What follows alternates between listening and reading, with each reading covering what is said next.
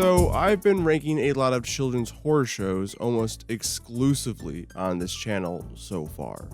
From the obscure to the well-renowned and everything in between.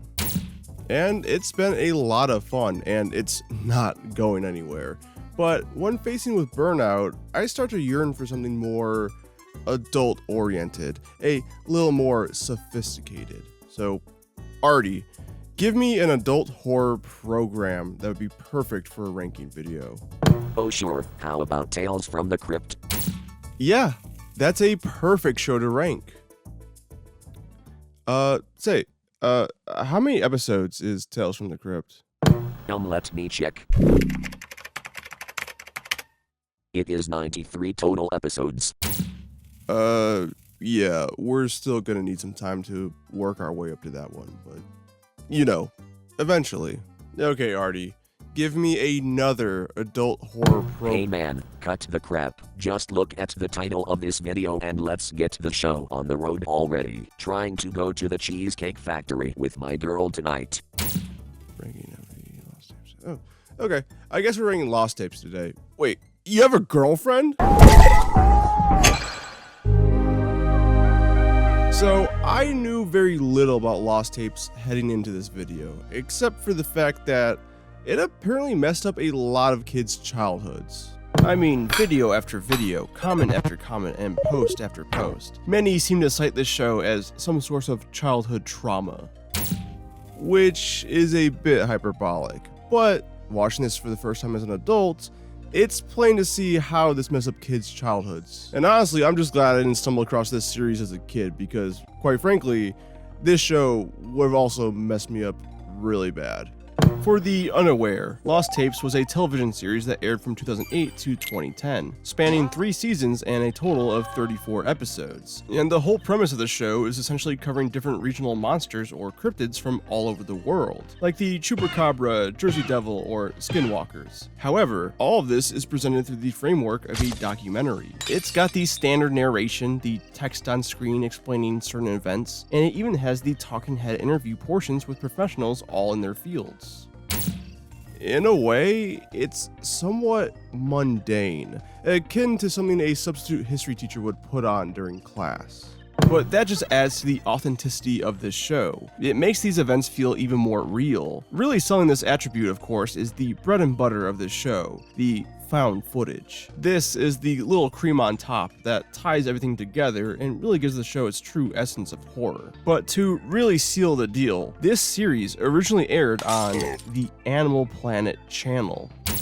Yeah, no shit, this traumatized kids. Not only is it just very realistic because of its presentation style, but then it goes and airs on the fucking Animal Planet. You know, a channel widely regarded for their very real and very good nature documentaries.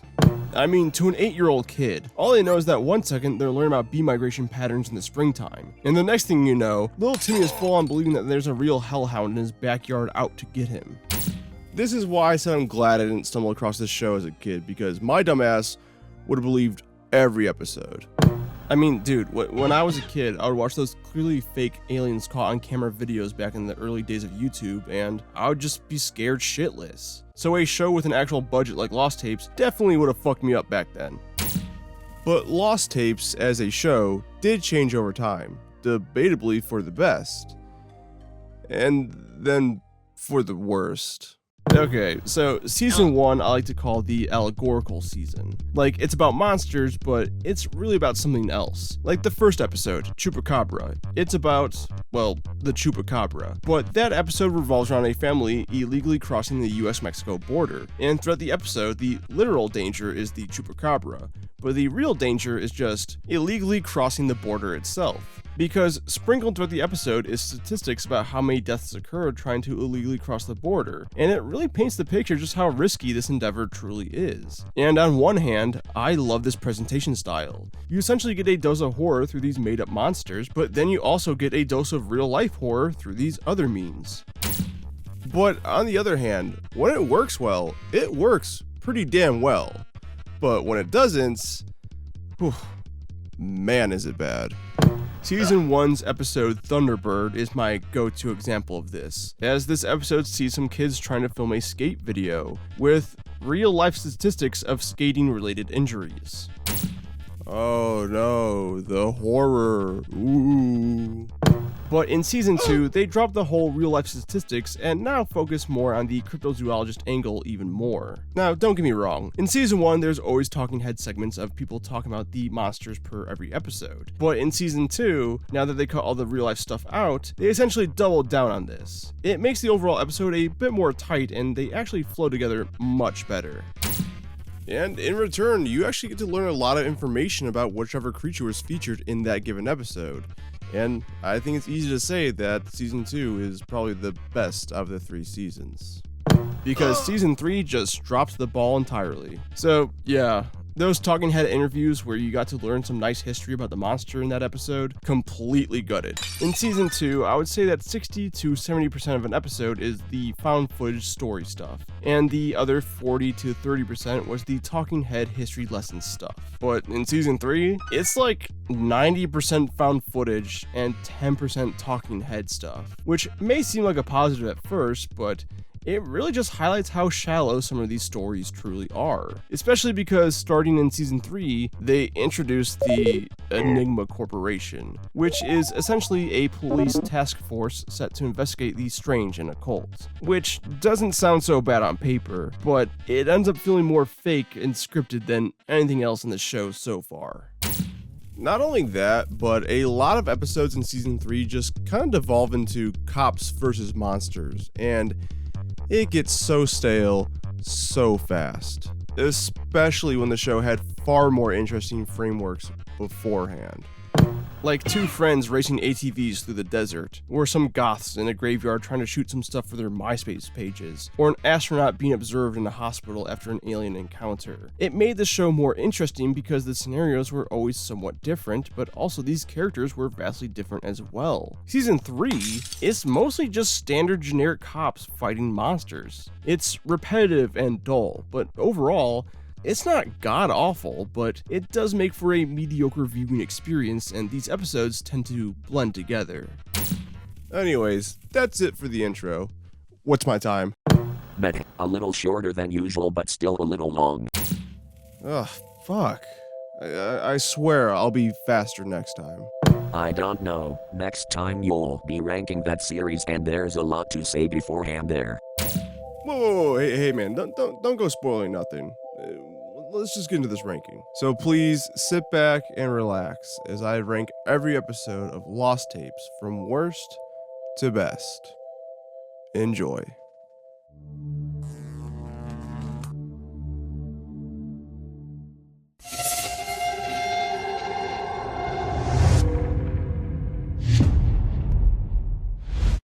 You're gonna notice a trend with these bottom ranking episodes, in which I like to dub the man versus body of water episodes, because that's really what these episodes are all about. Now, I do have to point out that horror, much like many things in life, is very subjective. Some people may fear large bodies of water, and therefore these episodes might be scary to them. I, however, never quite understood that fear. Yeah, the only fear you have is getting bitches. Dude, you were so nice in the last video. What happened? That being said, for all you aquaphobics out there, even this episode shouldn't scare you, simply because they never really enter the river in this episode. All the action takes place near the shore of the river, in like the shallow end, which like, really? I may not fear any river, lake, or ocean, but I can at least understand that the fear derives from a place of isolation. Being stuck out in the middle of a large body of water with no land in sight is the main factor here. Actual sea creatures are almost subsidiary in this scenario. Or so I think.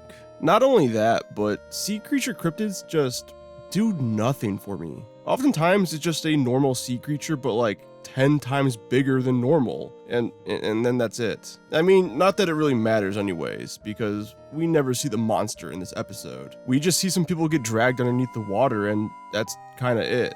But that's kind of a trope with Lost Tapes as a whole. Yeah, more often than not in this series, you don't really get to see the monster, which isn't inherently a bad thing. Like, you never see the witch in the Blair Witch Project, and yet nobody really complains about that. In fact, that kinda adds to the horror of the Blair Witch Project. And trust me, there are episodes high up in the ranking where you don't even get a glimpse of the monster. The difference though is that those episodes actually have what's called good storytelling. So none of which this episode has. It's quite literally just about two dudes wanting to go noodling to catch some catfish with this guide over here. And one by one, they get dragged underneath the water and are just never seen again. All except for this one guy that survives in the end. Which, by the way, if the White River monster is such a big monster, why the fuck can't we see it in the shallow end of the river? In this episode, they theorize that this monster had a helping hand in the Civil War. Which, one, is hilarious. And two, how? It can't even be seen in the shallow end of the shore. How is it taking down ships? But yeah, this is the worst episode in this series. But it's got some close competition, if I'm being honest.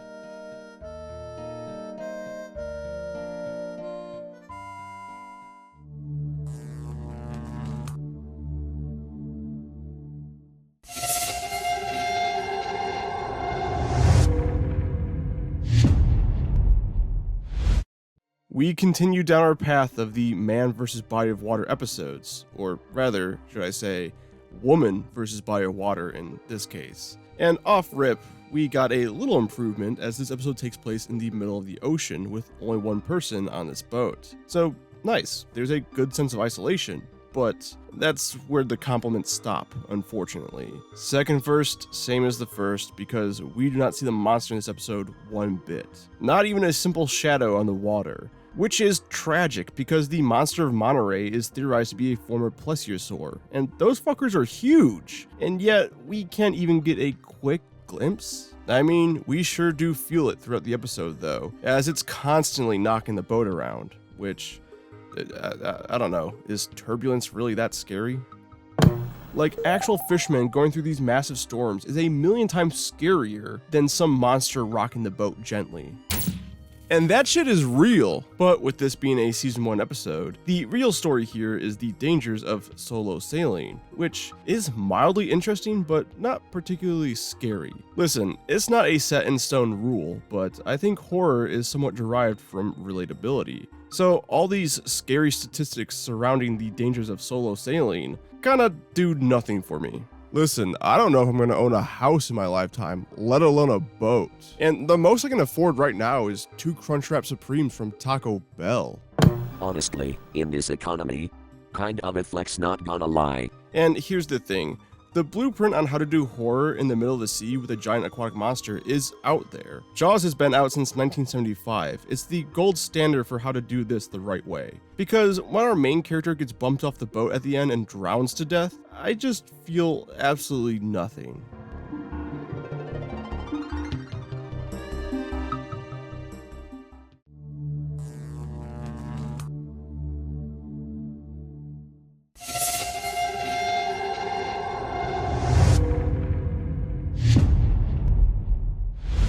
Oh god, we're still talking about water monsters. When will it stop? Well, luckily, this one's a slight improvement. Because the common complaint about water-based monsters is that there's always a simple solution to deal with said monsters. Just get out of the fucking water. Yeah, what he said. But in the case of the Bear Lake monster, said monster can actually walk on land. So even once exiting the lake, you're still not exactly safe. So the threat this time around is a little more menacing. But the characters in this episode, they just suck. Lost Tapes doesn't really do characters very well as a whole. And the few times they do, those episodes end up being pretty good. Instead, this show just kind of presents characters as their standard archetypes with little to no depth. In the case of this episode, it's about a bunch of college-age girls celebrating a birthday on the lake. And because of that, it's just a lot of screaming and panicking and fucking shaky cam. I mean, it really puts those Jason Bourne movies to shame. Oh god, I'm gonna barf. I got motion sickness. Even the calm before the storm isn't that great, as it's just rather basic and boring. You know, girls just queening out on a lake, someone's phone gets thrown into the water, someone gets dragged under, they think it's a joke, the threat level gets real, and before you know it, they're in the back of a Jeep screaming for their lives. And honestly, the escalation isn't even that good because a majority of the episode is just this.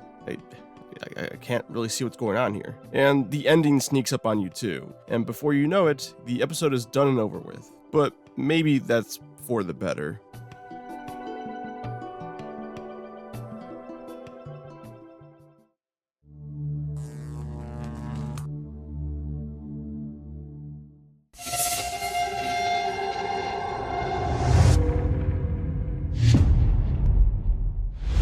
So far, we have covered rivers, the ocean, lakes, and now finally swamps. I think it's safe to say that all major bodies of water have been covered by the show so far, and ironically, they're all down here together at the bottom of the ranking. Actually, there's lagoons, ponds, waterfalls, quite honestly the list goes on and on. Okay, if you want to be a fucking nerd about it, go ahead I guess. Wait no, you can't be mean to me. You can't flip the script like that. But it's a shame because I like swamps as a horror setting. I mean, wet, muddy areas make it hard to run away from any danger and whatnot. But unfortunately, this episode falters yet again by having the environments have very little to do with any given scene. In the climactic ending, they're not struggling to run through the thick marshland, but instead, they're posted up in a tent, firing their gun off into the wild aimlessly because, yet again, this is another episode where we don't get to see the monster. Which is a shame, because the monster is reportedly half man and half alligator. And that just sounds badass. If I can give this episode any sort of credit, it's in this local resident right here. Our two main characters are on a scientific expedition when they run into this guy, and he's just a hardened, slightly jaded badass who knows the lay of the land really well. The grizzled veteran is such a fun archetype that I tend to like more often than not. Which is why it's even more crazy that he is the only one to get scuffed up in this encounter, and not the two nerdy scientists. Or rather, the scientist and her nephew, because that is their true relation to one another. So in the end, it has a perfect setting, but completely squandered every opportunity it had.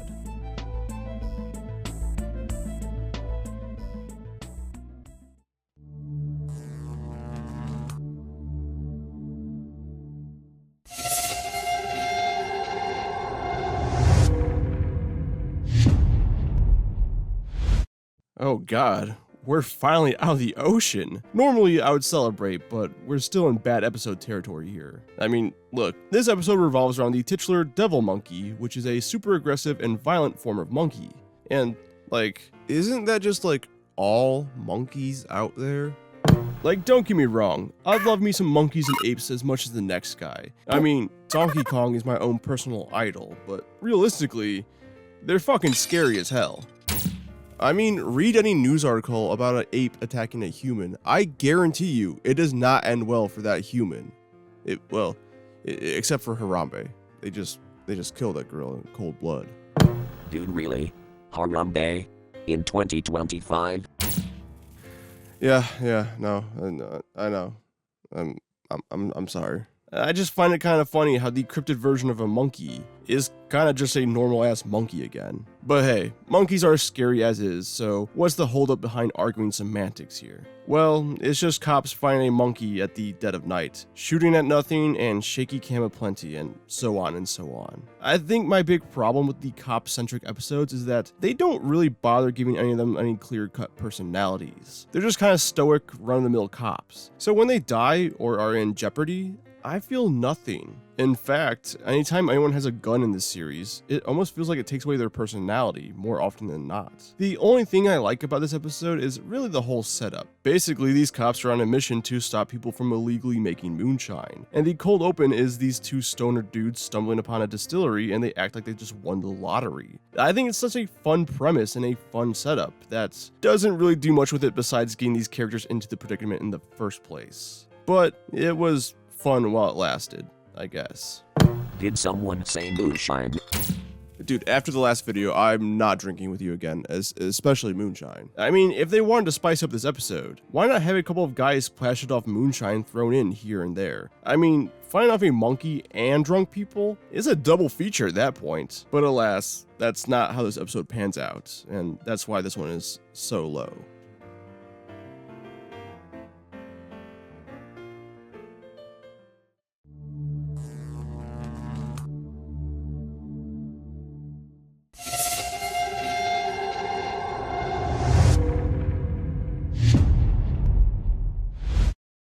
Oh man, this one had a lot of potential, and it's a shame how it ended up the way that it did. Essentially, this episode has a fantastic framing device, but ultimately plays it way too straight. You see, the setup is that this family thinks their house is haunted by a ghost, so they enlist the help from this ghost hunting TV show to do a thorough investigation, which is just a fantastic setup, an amazing premise, right? It's essentially like Ghost Hunters or Unsolved Supernatural, or, because I'll never let anyone forget about the show, Cartoon Network's The Othersiders. Fucking loved that show as a kid. As an adult, outside of nostalgia, unfortunately that show doesn't really hold up. I'm just keeping it real. So, how does this show fumble such a great setup like this? Well, as I said before, it's played way too straight. It's too serious. It's too genuine. Listen, I think we can all kind of agree that shows like this are bullshit. Whether you believe in the paranormal or not, there's no way every single episode is legit, right? So, Lost Tapes has a chance to make fun of these kind of shows. And I'm not suggesting a full-on parody, but a somewhat satirical take lightly poking fun of the ghost hunting genre would be fantastic. Because in this scenario, what's the alternative? They play it completely straight and try to perfectly emulate what these types of shows have been doing for years now? Oh, wait, you're telling me that's exactly what this episode does? Oh, god damn it. Yeah, that's what they do here. Not a lick of satire, and it just feels like I'm watching a really shitty and very obviously fake paranormal investigation. And the worst part, they don't even do a good job capturing the vibe of these types of shows. There's a couple of scenes here and there that just feel out of place. I mean, dude, Red Letter Media did a much better job with their authentic investigation. Yes, we're going to switch it to a mode where you can send us an image. Now, I paid $800 for this device. Jesus Christ, you paid $800 for this? I think this episode is just a complete missed opportunity.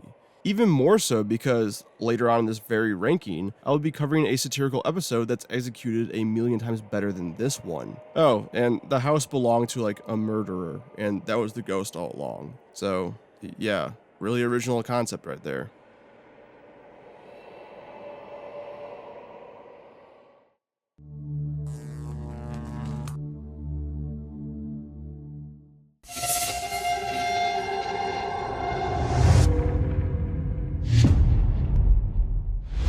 I feel like every show I end up ranking, there's always at least one of these kinds of episodes. Episodes where I gotta say the disclaimer of, if you're scared of bugs, this one might get you, but I'm not, so it didn't. However, giving some sort of credit, they did pick one of the nastier, creepier bugs out there, that being the centipede. Artie, are you scared of bugs? Not particularly. Oh, okay. What are you scared of? Bullshit questions like this. Oh, and the IRS. Oh yeah, that's a good one. So in typical cryptid hack fashion, a death crawler is just a centipede, but bigger. Ooh. However, its bite is acidic, so when this guy gets bit on the leg, it's pretty badly banged up. And then it gets infected and it gets even worse. A rare instance in this show where there's actually some sort of makeup effect, and it looks pretty gnarly. Same goes for this corpse that they find, which our protagonist hardly reacts to, by the way. I guess if your husband is slowly dying, reacting accordingly isn't your top priority. Oh yeah, that's the character dynamics in this one. A husband and a wife are stuck on an island as they do research on bugs because they're both entomologists. Which doesn't really factor into the episode, except as an excuse for the wife to be filming everything, as she's logging it for data. Oh shit, just like me. Is that footage of me sleeping?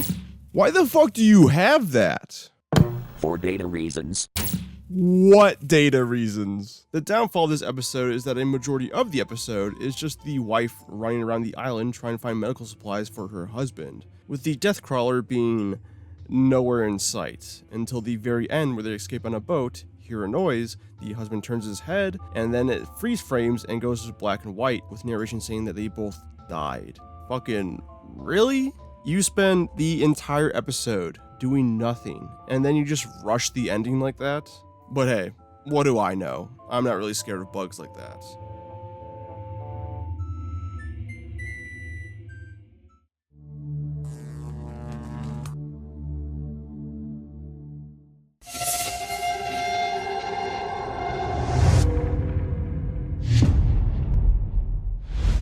I think this episode perfectly demonstrates the pitfalls involved with the show's lack of characterization for, well, their characters. Because this episode has a lot going for it despite just being a simple plot. With an old lady losing her dog down the sewers, so some firefighters and a news reporter and cameraman head down there to find said dog. Oh, yeah, and as the title suggests, there's a lizard man down there. It's kind of going off of the urban legend of alligators living in sewers. I mean, fuck urban legends, that's just a straight up reality in Resident Evil 2.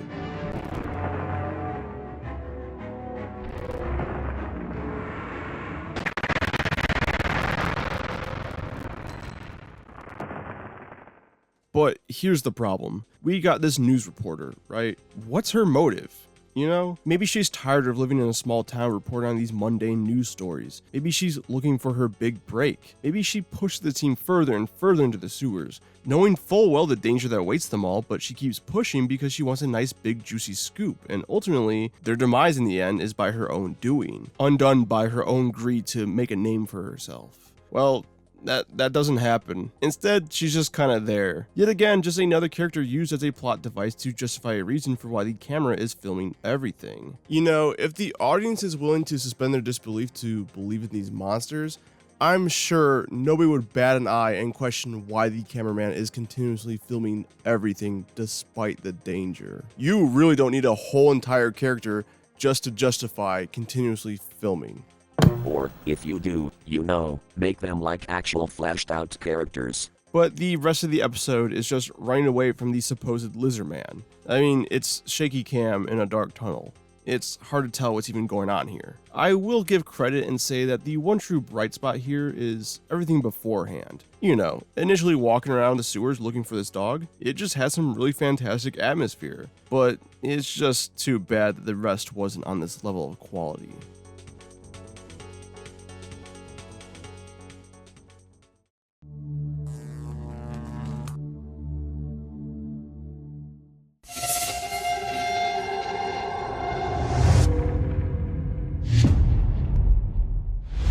Well, it's been a minute, but we finally made it to yet another man vs. body of water episode. So, does this reinvent the wheel? Push the show to extremes while subverting expectations? Is this a good episode?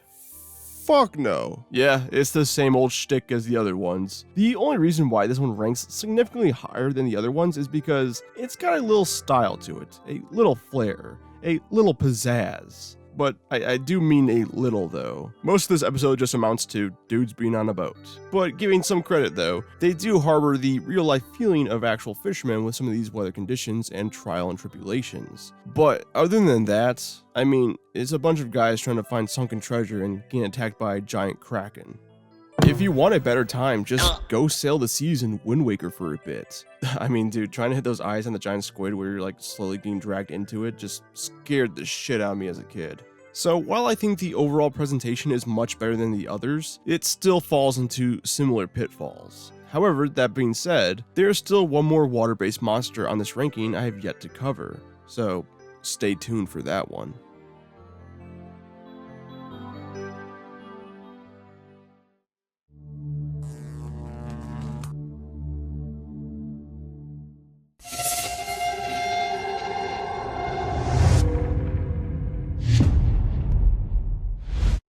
This one's gonna be a little weird to talk about because Well, Lost Tapes actually has 2 Sasquatch-related episodes, and this one is clearly the lesser of the 2. Significantly lesser of the 2. Like, the other Sasquatch episode is leaps and bounds better than this one. So much so that we won't be talking about the other one for a hot minute. But plain and simple, this episode is about a fiancé trying to fit in with his new brother-in-laws by going hunting, which is an aspect that is never really given the room to breathe because character arcs in Lost Tapes?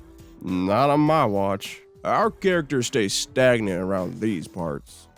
Your best get going now. But one thing leads to another, and now Bigfoot's involved. Don't you just hate it when that happens? But don't get me wrong, it's a pretty fun time, all things considered, but it's just lacking depth. It's lacking another element at play, all of which the other Sasquatch episode has. And in a world with 2 Lost Tapes Bigfoot episodes, why would you ever watch the one that's lesser?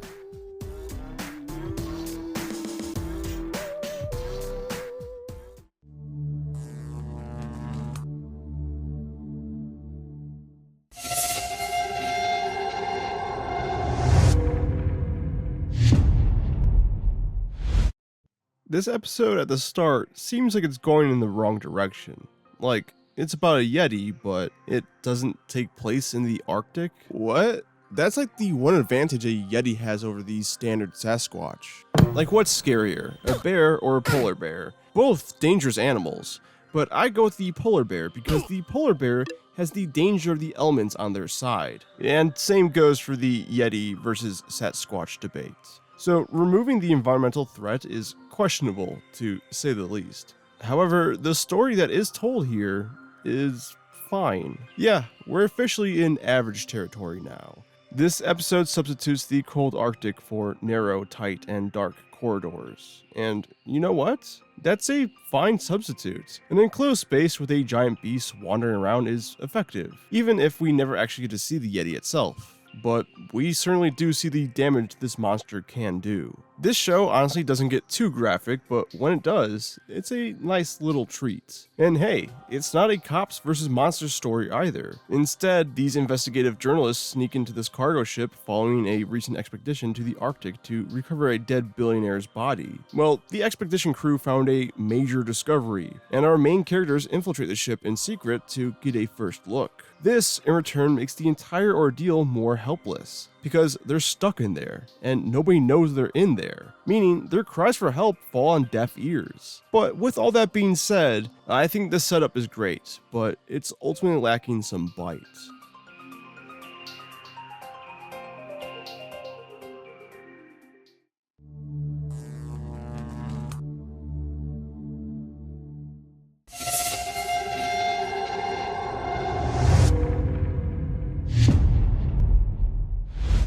I think this episode is funny because it describes the Beast of Bray Road as a monster with the head of a wolf and a body of a man. Motherfucker, that's just a werewolf. I peeked on that one. Also, 3:06 a.m. Fellas, we waking up the neighbors with this one. To be fair, the actual cryptid itself is actually slightly different from a standard werewolf. It's more wolf than man to wolf, just to keep it brief. But this episode doesn't do a good job explaining that. I mean, shit, I don't think I did either. This episode's also a little deceptive because initially, it seems like the show is actually trying to say something, as the episode centers around a militia group trying to take back control from big government, mistaking the recent beast attacks as attacks from federal agents. So an investigative reporter joins them to document their plight. So wait a minute. Is this social commentary? Perhaps even some sort of political statement? Something of substance? I mean, come on.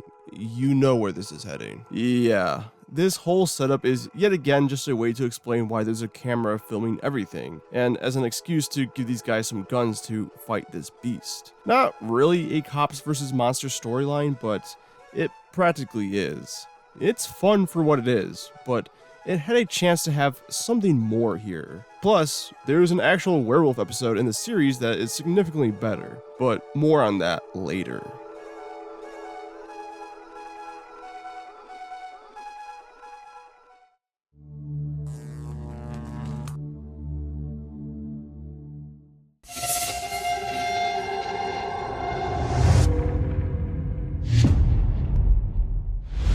This one's goofy as hell, but it's a lot of fun. For starters, this show actually did the impossible, because we follow a military group that actually has personalities. Oh my god, they did it! They gave characters with guns personalities.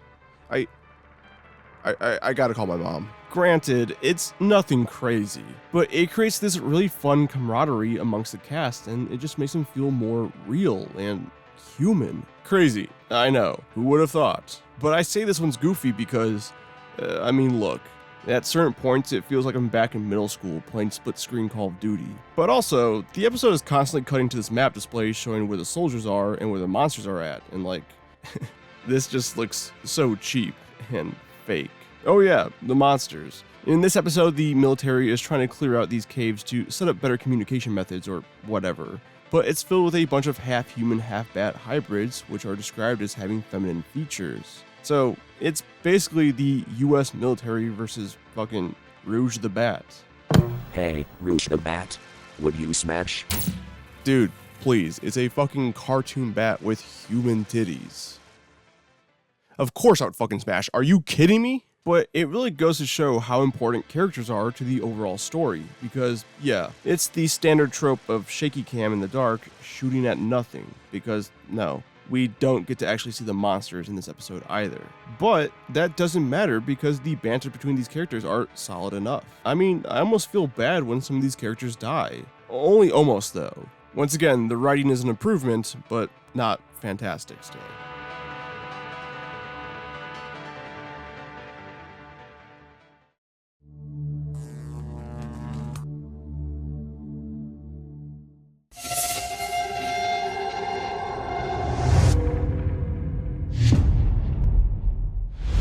Listen, I'm gonna sound like a broken record at this point, but don't blame me, blame the show.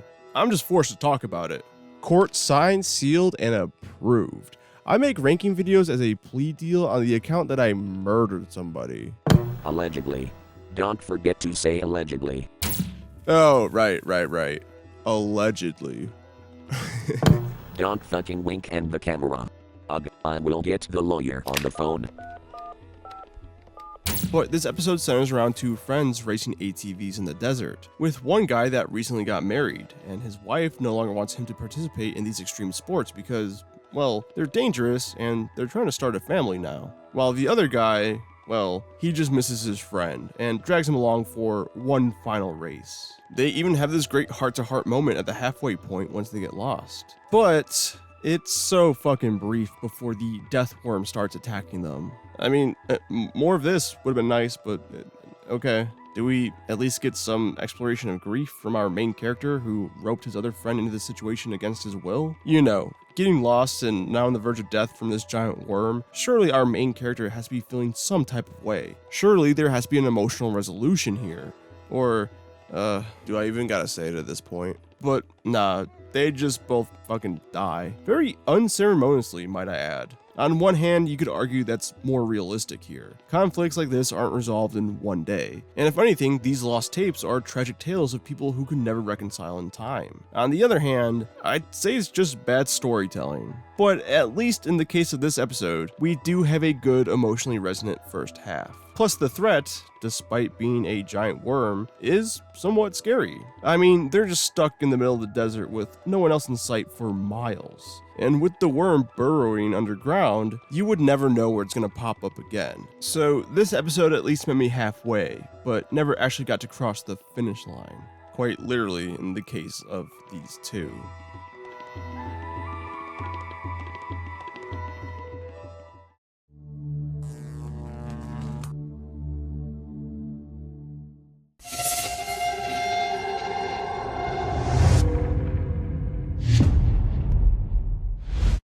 This is one of the only episodes where not only do we not see the creature, but the creature technically isn't even really in it. But it ends up working out in the end because I think the central premise is just a lot of fun. You see, this episode revolves around these kids just wanting to make a skate video. Which I mean, 08?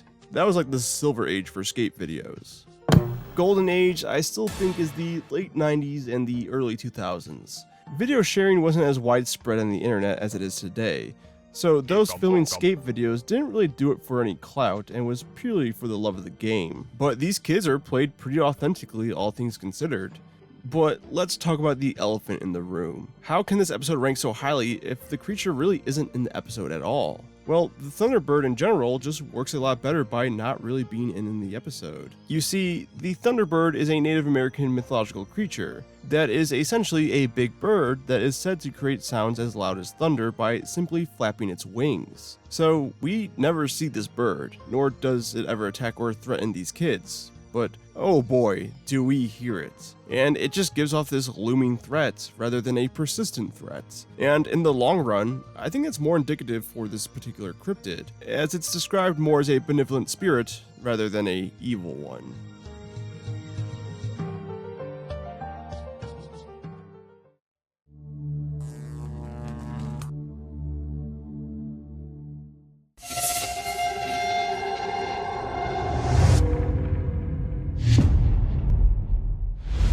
This episode has everything going for it, as it's centered around mysterious murders happening all over Mexico City. But one thing leads to another, and as it turns out, these are the actions of a cult trying to bring back Q, also known as the Serpent God, which hails from Mesoamerican mythology. Which, if I'm being honest, Mesoamerican mythology, or really any Latin American mythology, is some of the best out there, especially Brazilian folklore. That shit is crazy cool.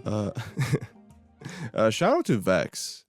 He's a commenter on a lot of my videos. He just leaves these like really sweet comments, but he ends all of them by saying like love from Brazil, and it's just really wholesome and whatnot. So that's really cool. Yeah, and if he's watching this, love from America. Love you, man. So with all these great elements at play here, how does this episode manage to mess it up? It's simple, actually. It's centered around the Enigma Corporation. Oh god damn it, what the fuck? So, while everything beforehand is great, the ending is just fucking shooting at a giant snake god. I think something a lot simpler, like a private eye sent to investigate this mystery, would have been a lot better. For starters, it wouldn't be as gun-ho here in the end, but I think it would have made the actual episode a bit more personal, and really let the mystery element build up properly throughout the episode itself. So it's definitely not the worst episode centered around the Enigma Corporation, but I just can't help but to feel this episode would have been significantly better if they weren't in it.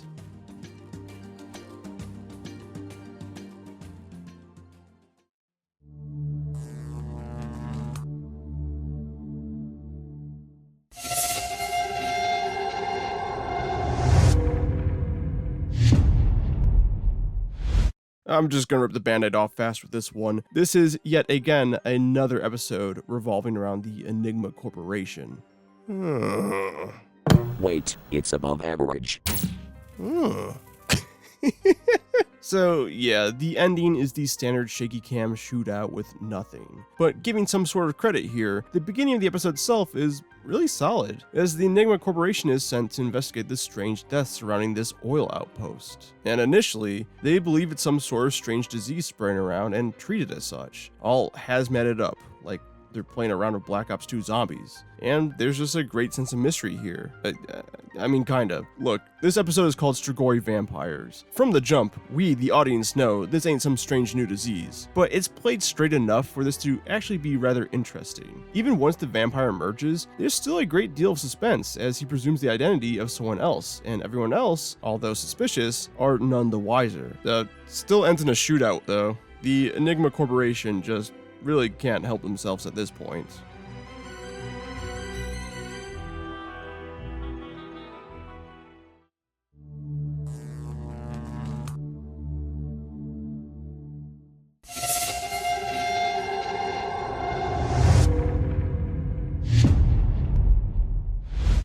Oh man, this episode is decent enough, but just super disappointing considering the actual history of the Wendigo, or as some may refer to as the ice cannibal. So back in 2020, a lot of people got into cryptids or just cryptozoology in general.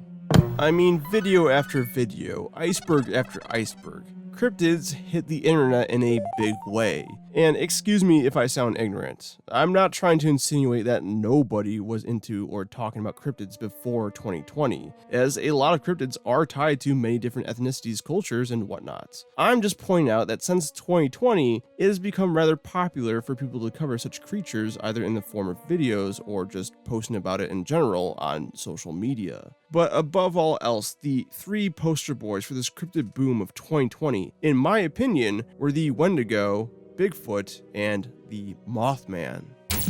Needless to say, this episode had big shoes to fill, and unfortunately, those shoes are a bit too big. For the unaware, the Wendigo is a malevolent spirit that possesses humans, causing them to develop an insatiable hunger to eat human flesh. It essentially strips these people of their humanity and turns them into animalistic cannibals. And that's exactly what happens to this friend group. And now these search and rescuers have to deal with the aftermath, and it's fine. But here's the problem. This being a season 3 episode means the majority of the episode is just this found footage, and we barely get any history on the Wendigo itself.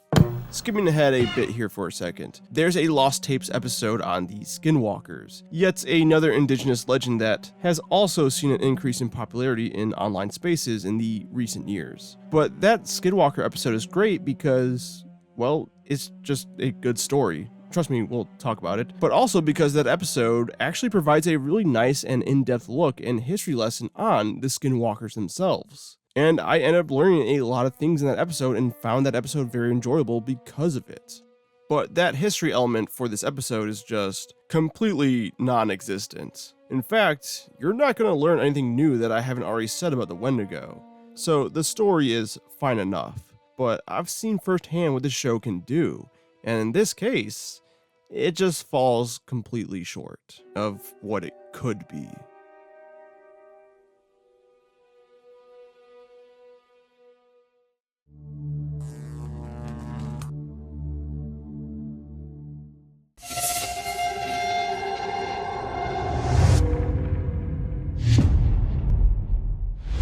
This is the last episode of the series, and despite the lackluster that is season 3 as a whole, the show at least goes out on a somewhat high note, as this episode sees a task force infiltrating an underground rave scene to try and bust a citywide drug ring.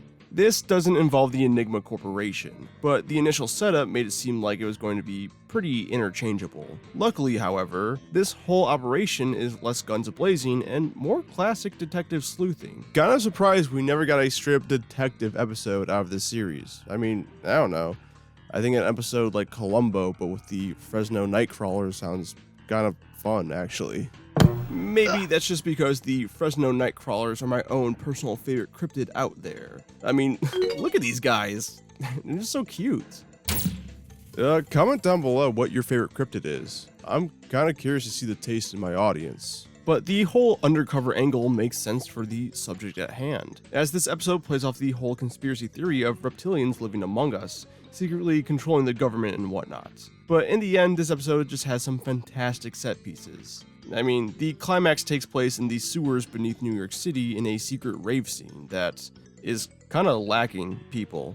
Looks a little dead in here. But it does work fantastically well for horror. But we also get to see some really great body horror, as we get to see these people shed their skin like they're reptiles. And, oh man, that's some solid stuff right there. But in the typical fashion, the episode just ends rather abruptly without any semblance of a satisfying ending, which I guess is par for the course.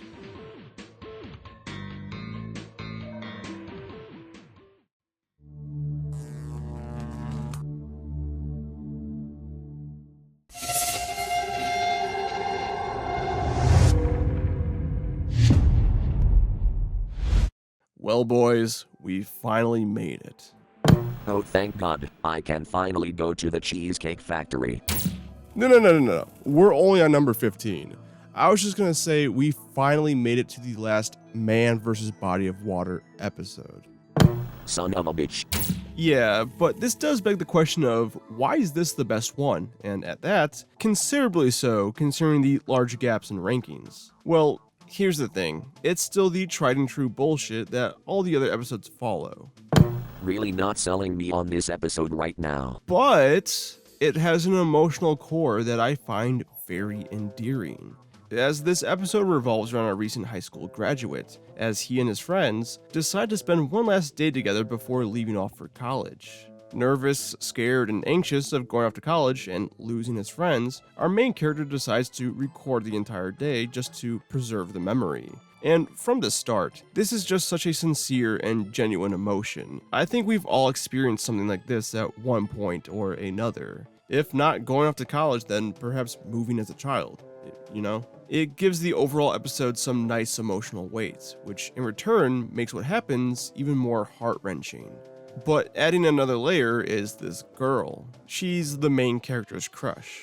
So now we have to watch our main character struggle with his emotions and ultimately decide on whether or not he confesses his feelings to this girl. Oh my god, does he tell her? Brother, this is Lost Tapes. Let's be real for a second. Yeah, all of these fantastic elements are dropped almost instantly as soon as the octopus starts dragging kids underwater. And none of this is really given a resolution. The horror is decent enough, and the emotional baggage is great, but the show just can't seem to mix the two properly. Well, at least these episodes can't.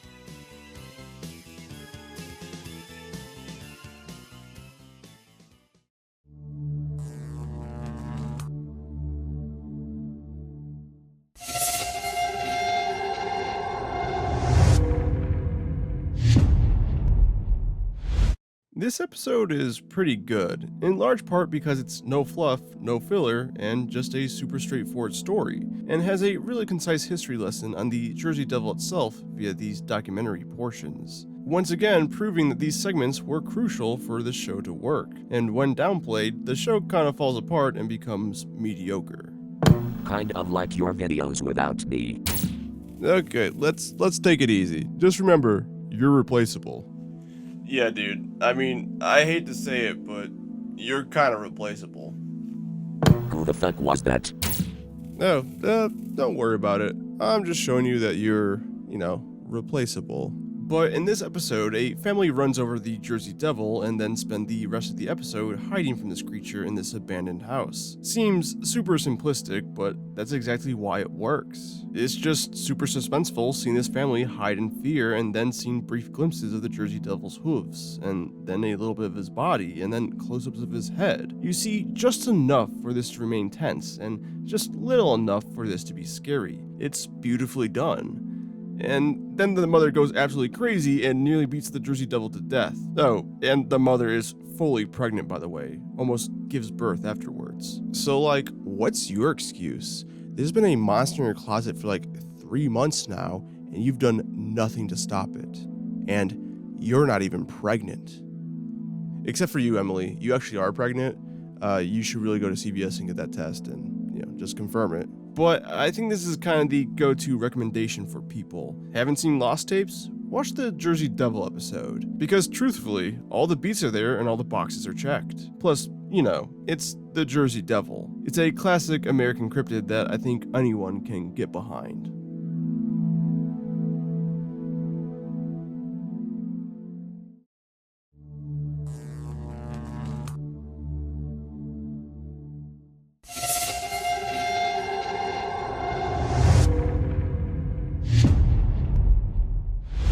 So I already talked about this episode at the start of this video, albeit briefly, but for those in the back who forgot, or for those people that just sleep during my videos, I see you guys out there. Although, realistically, if you sleep during my videos, you're probably asleep right now, so I see you, you don't see me.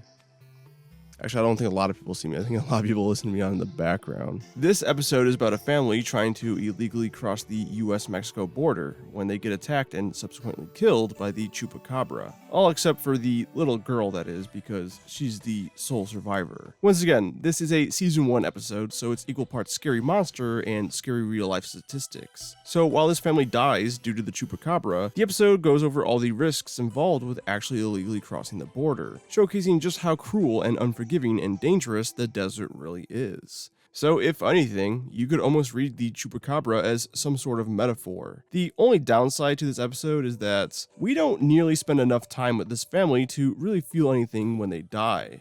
I mean, really, just a little more breathing room to really nail down the dynamic and make their deaths more impactful would have worked wonders. But I guess you can chalk this up as a problem with being the first episode. The show was still trying to find its footing. Well, it was trying to find its footing throughout the entire first season, but either way, despite my gripes, it still manages to be pretty good.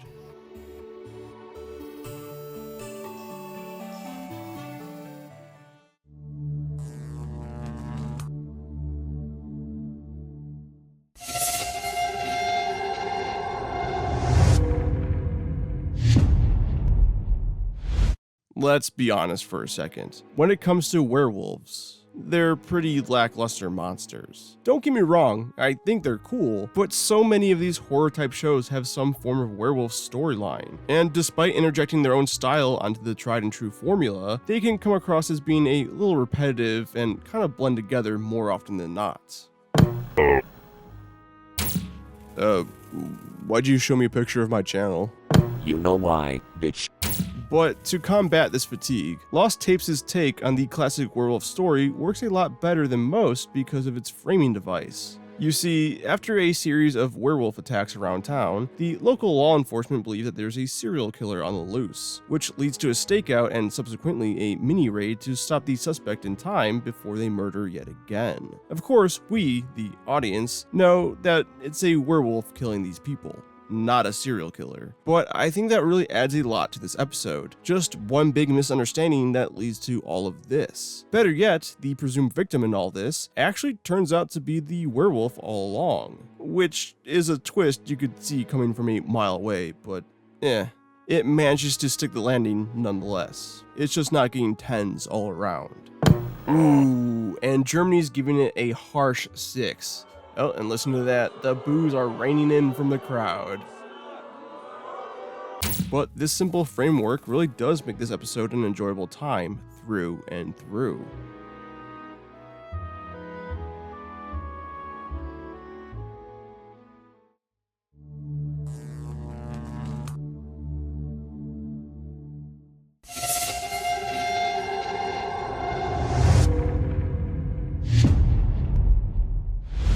I'm starting to realize that the commonality between some of these higher ranking episodes is just having fun frameworks. Because this episode revolves around an unemployed man trying to make a little money by making a fake video of the Dover Demon. Which, really?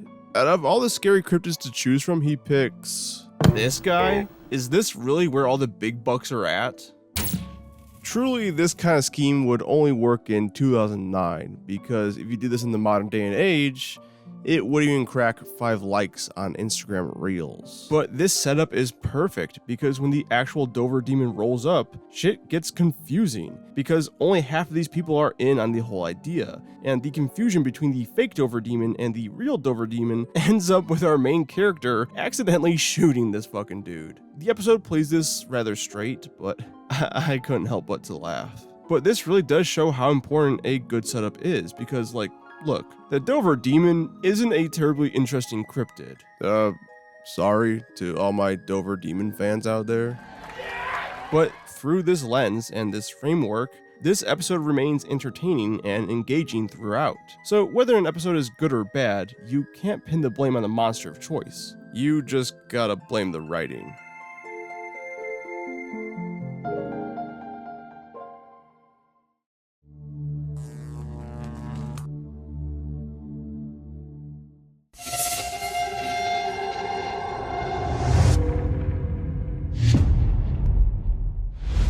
Oh, to be a goth in 2008 taking photos in a graveyard to post onto your MySpace page, smoking cigarettes outside of the mall, decked out in Invader Zim merch, reading the Death Note manga for the first time at your local Borders. Oh man.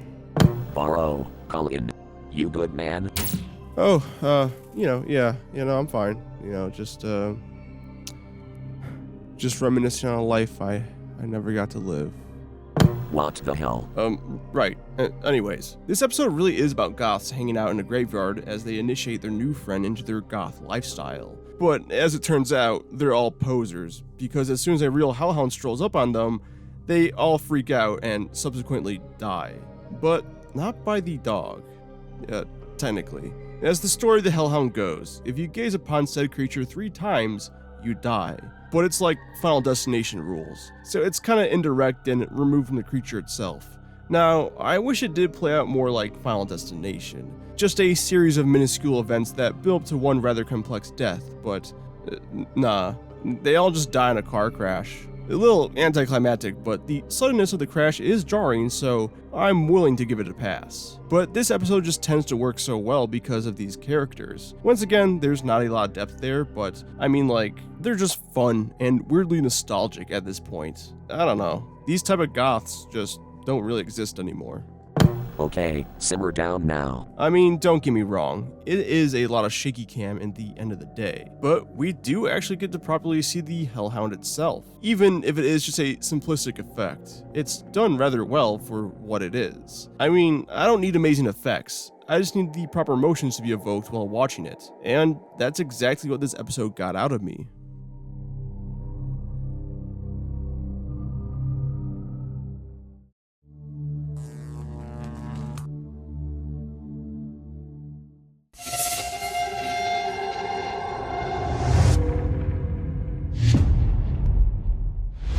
Now, this episode isn't scary in the slightest. I mean, the monster is just a normal Komodo dragon, which I guess you could argue is terrifying in and of itself. I mean, these guys are absolute bastards. They're huge, kind of fast, and even acidic. It's almost like a made-up monster, but they're fucking real. Not only that, but this episode takes place in Australia. Like, no shit. I'm sorry, but if somebody said there was a new deadly animal and or insect, isn't the first instinct to just assume it came from Australia? It's like being surprised that there's deadly spiders on Deadly Spider Island. Like, come on. Like, my fellow Australians, help me out. Am I out of line here? Beautiful country, lovely people, but y'all got some scary ass shit in there. Anyways, this episode is great because we follow this Bear Grylls wannabe as he tries to survive in the wilderness, and it's just perfect. Now, it's not a straight up parody. This guy isn't completely incompetent, bumbling around fucking everything up, but it's satirical enough to be funny. I mean, this guy is doing multiple takes for something that should be easy. He's mixing up his information, and incrementally over time makes a series of small mistakes that just slowly accumulate and leads to his downfall. This episode is everything that Poltergeist wishes it could be. I mean, this episode takes itself serious enough to still be engaging, but is still willing to have fun with the concept. So it makes me wonder why the Poltergeist episode just couldn't follow this formula, especially considering that this episode came first, showing us that they had the sauce, but only decided to use it once. But I'm just glad they used it at all, because this episode is great all around. Although, I would be remiss to say that I do kind of wish there was a bit more horror in this episode. I mean, that's the triple threat, right? Scary, serious, and satirical. But we gotta appreciate what we got, and I do.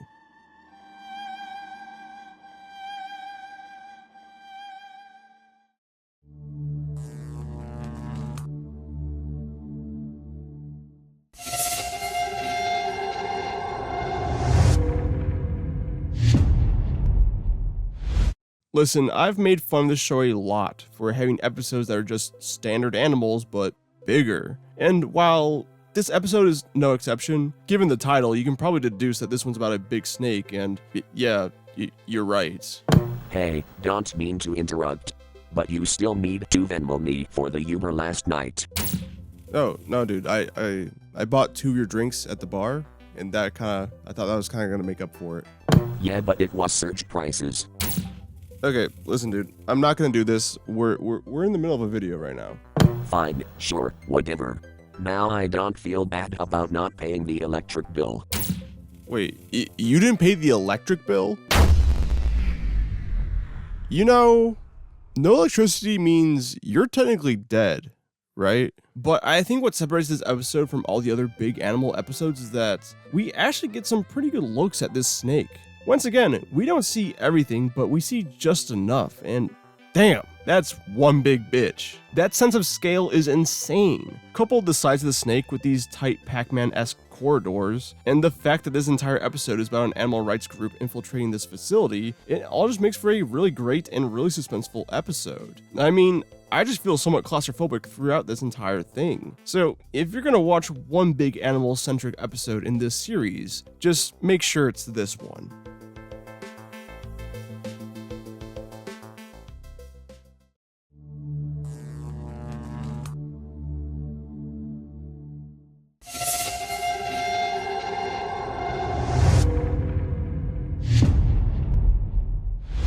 I gave Poltergeist a lot of shit for taking itself too seriously, and here's an episode that takes the ghost story formula equally as serious, and it just works a lot better. And this one's not even a ghost story. Technically, it's about a big-ass owl demon thing, but it's got similar beats and a lot of typical ghost iconography. Mainly just the church setting, and the whole trope of the little kid being the only one to see the monster/ghost. But my point still stands. I don't think it does. Shut the fuck up. I think this episode just excels so well because there's an increased emphasis on these characters. To state the obvious yet again, there's not a lot of layers to unfold here, but we are given more than enough when it comes to the emotional weight of these characters that by the end, when the old lady sacrifices herself to the demon so the little girl can survive, it's kind of beautiful.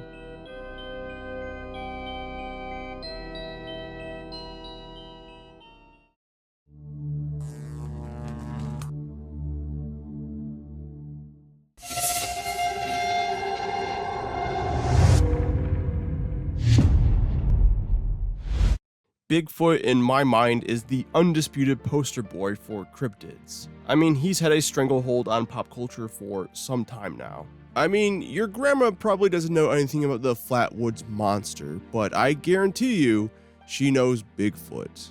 So it does beg the question of how is this show going to cover such a creature as this? I mean, we've already seen them do it once before earlier in the ranking, but this is the first Bigfoot episode in the series, so my point still stands. Yeah, I will allow it.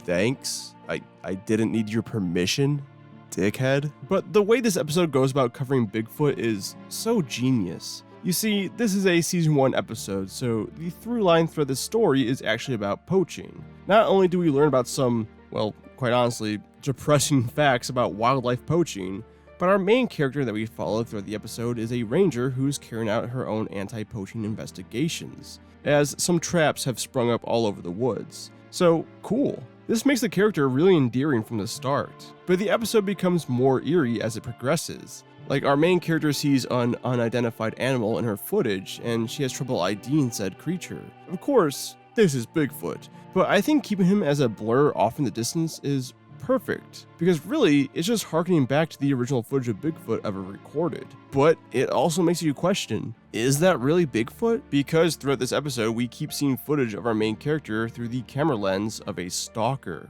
Maybe the real monster here was man all along.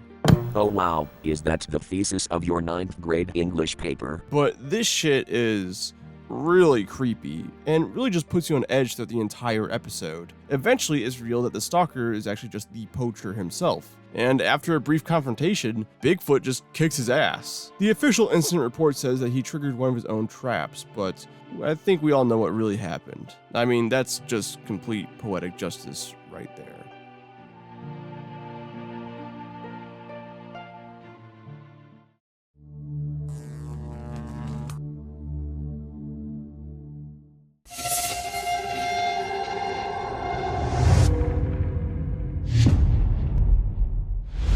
Well guys, after constantly shitting on the Enigma Corporation throughout the entire video, one of their episodes actually ended up in the top 5. You can call me a hypocrite all you want, but in my defense, this is the first episode of season 3, and therefore the first episode to introduce the Enigma Corporation. You know, it was fresh and new, and by all means, started out as a novel concept. I hated what they become, not what they were born as. And maybe I got some sort of bias going into this episode given my love for survival horror games, and more specifically Resident Evil, because yeah, massive Resident Evil vibes in this entire episode. I mean, come on. It's about a special police task force investigating a house that is involved in some sort of voodoo ritual that brought the dead back to life. I mean, that's pretty similar. It may not be a mansion, but this scene right here for some reason just reminded me of the first Resident Evil game. But if I push those feelings aside and look at the episode for what it is, it's fun, and it's damn fun at that. Listen, Lost Tapes doesn't really have a lot of episodes that are just purely fun, but this one is the rare exception. It's the only time I feel like a cops versus monsters storyline actually serves the episode rather well. Maybe that's why all the other cop-centric or Enigma Corporation episodes ranked lower than this one, because they just knocked it so far out of the park the first time around that everything else just seemed amateur at best. Don't get it twisted, it's nothing you haven't seen before in any form of zombie-related media, but it's great for what it is.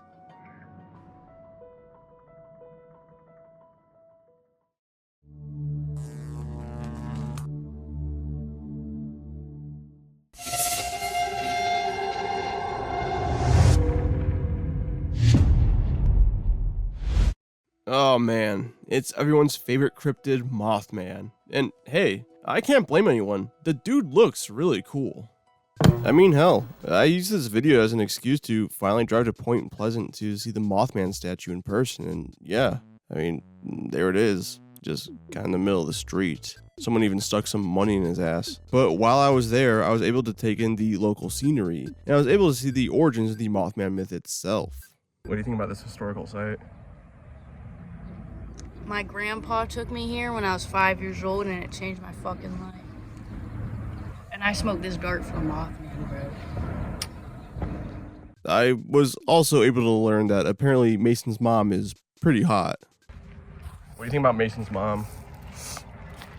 She was bad as fuck, and I did hit back in '08. But this town is all in on Mothman. I mean, you got the classic Mothman Museum, which I didn't actually go to. The price of admission was a bit too rich for my blood. But their gift shop was open to the public where you could buy all sorts of things like shirts and mugs and fucking coffee. And this wasn't even exclusive to the gift shop. Almost any place of business was selling some sort of Mothman memorabilia. The comic and card shop was part comic and cards and part Mothman. I actually picked up this MetaZoo Mothman card because I wanted some sort of souvenir and didn't want to go home empty-handed. And none of the other merch was really speaking to me. Plus, I like MetaZoo. I also had to check out this ice cream shop to get the Mothman scoop, which I guess kind of looks like Mothman. It doesn't matter though, because it was delicious and I demolished it because this day was weirdly hot for mid to late March. They were also selling Mothman chips and like Mothman juice and other snacks. At a certain point, these people are just slapping the Mothman name on anything. But hey, it's cute and I do have a soft spot for this type of cheesy shit. However, I didn't particularly care for the AI art though. This was very disheartening to see in public. But seriously, the best part of the trip was not the Mothman statue, surprisingly, or the scary looking mannequin overlooking it, but the Mothman themed margarita, which got absolutely demolished. And the Mothman burrito was so delicious too. And my best friend Jordan can attest to that. Jordan, how many booms do you give this? 5 booms. Boom. Louder. I give this meal 5 big booms. Boom! Boom! Boom! Boom! Boom! We gotta go. So yeah, I'd say the 3-hour drive was actually more than worth it. And I think I'll probably be back to check out the Mothman parade later this year. Content. Do you think we can write the travel expenses off on our taxes? Hot hour taxes? I haven't paid taxes since 2004. Oh, is that why you're scared of the IRS? IRS? Where?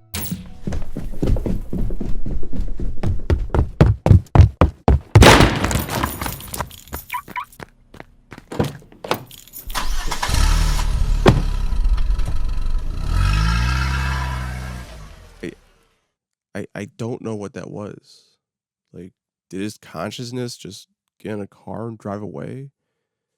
I don't know if that bit works. Sorry. But this marks the one and only time this series does a period piece. Well, Technically, most of the episodes are period pieces. A majority of episodes take place in like 2005 or 6, but you know what I mean. And you know, I kinda call bullshit that this guy has an affordable video camera to properly document everything, especially because it's 1967. I mean, film reels alone would cost a decent chunk of change for the average Joe out there. And if you want to go even deeper down this route, technically, interrogations didn't start rigging the rooms with cameras until like the 80s or 90s. But none of that really matters. I am willing to suspend my disbelief to a certain extent as long as it's within the service of the story. And in this case, it totally is, as this episode essentially plays out like a psychological thriller with a somewhat unreliable narrator. And it's also one of the few times where not seeing the monsters is actually significantly plot important. You see, our main character starts seeing the Mothman here and there and tries to communicate it and document it on film. One thing leads to another and his wife leaves him, ultimately building up to the point where the Silver Bridge collapses. Which actually happened in real life, and it's where the whole Mothman myth comes from, as there's multiple eyewitnesses claiming to see the creature shortly before the collapse of the bridge. With our main character being near the bridge at the time of collapse with his recording equipment nearby, the FBI almost immediately makes him suspect number 1 and interrogates the man. And this is where we, the audience, have to come to our own conclusions. Did he do it, or did Mothman do it? I mean, hell, is Mothman even real? Now, let's be honest, this show is about monsters, so the general conclusion would be that the monster did this. And I really don't think the episode tried to make the ending so ambiguous, but that's how I'm deciding to read into it because it makes it more enjoyable and the components are all there for you to do so too. You know, it's the age-old debate of who transcribes meaning onto art, the artist or the audience, which is too big of a conversation to be held in this video. I mean, hell, I know half of you are probably cleaning your room right now, or doing homework, or drawing, or just playing video games, or hell, even sleeping. I know you guys. It's cool. But this episode has a lot of moving parts that work well together, and the end product is just a fantastic episode.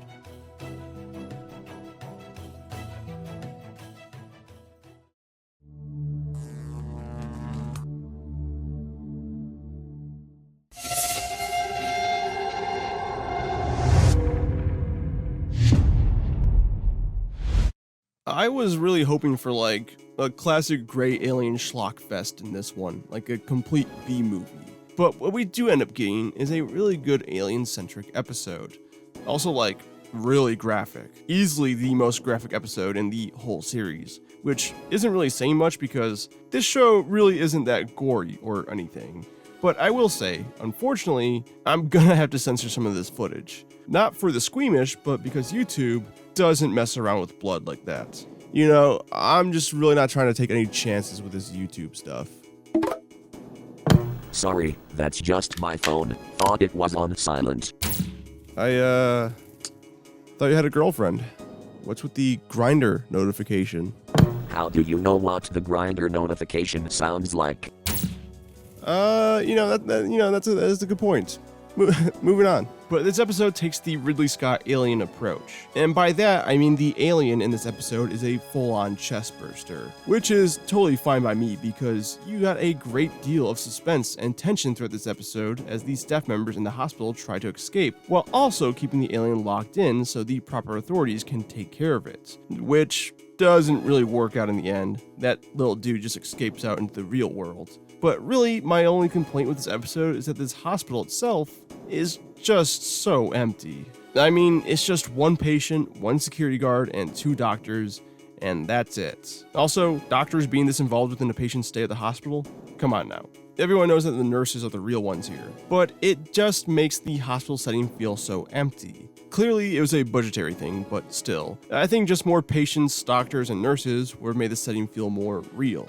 However, I do gotta say that the lack of people does kind of work on making this feel strange and surreal, which I guess you could say adds to the horror elements, and I'm not gonna disagree with you, but I'm also not gonna exactly agree either.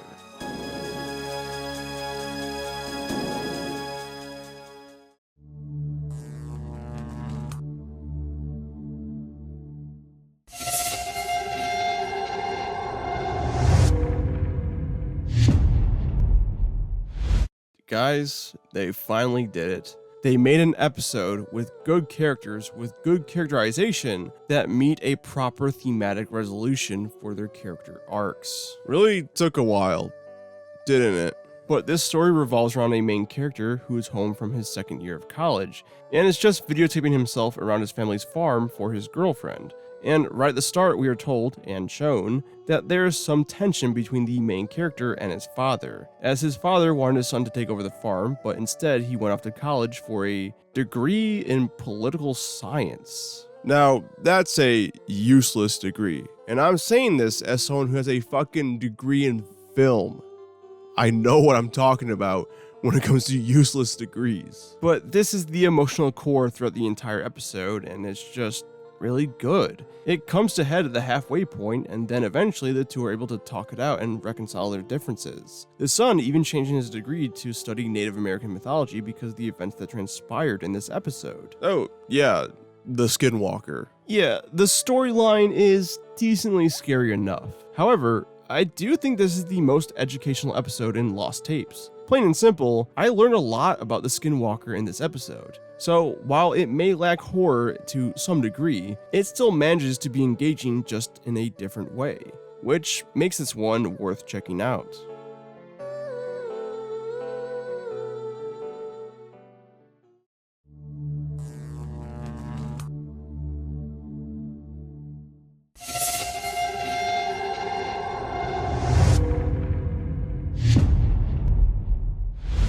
This episode is like the best elements of the Paranormal Activity movies rolled into one, but with a vampire. A very disturbing and menacing vampire, might I add. But this family moves into an old house because of the recession and because it was cheap. But their son is prone to sleepwalking, so they set up cameras all around to make sure he doesn't hurt himself on accident. But this episode just has it all. The rising tension, the suspenseful, thrilling escalation of action, and some really damn good makeup here.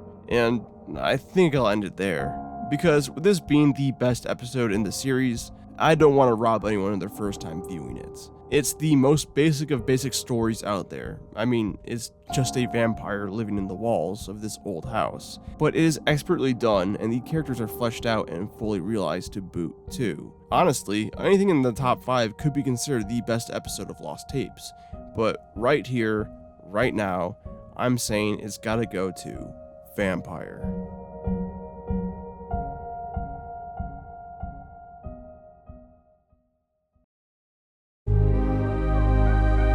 So that was Lost Tapes, and I had a lot of fun with this series. Really, it's a little repetitive at times, and sometimes the plots are too simple for their own good. I mean, I really thought this would take longer to rank, but in a majority of the episodes, not much happens, and because of that, I really don't have to say a lot about a lot of episodes. Anyways, comment down below what you think I should rank next. Leave a like on this video if you liked the video, and subscribe, because I got more videos just like this coming out soon enough. And as always, Thanks for watching.